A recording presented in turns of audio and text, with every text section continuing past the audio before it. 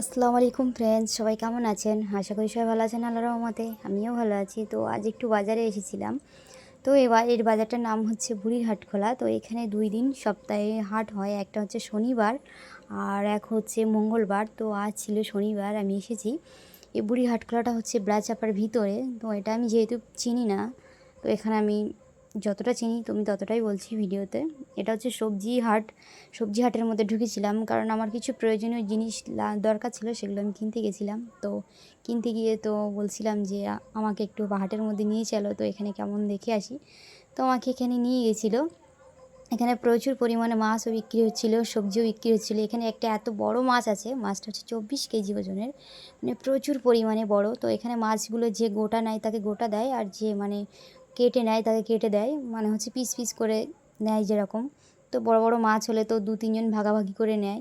তো এই যে একজন ডিম কিনছিল, ডিমও বিক্রি হচ্ছে। মাছের আলাদা মানে কাটা হয়ে গেলে মাছটাকে আলাদা করে রেখে দেয়, ডিমও বিক্রি করা হয়।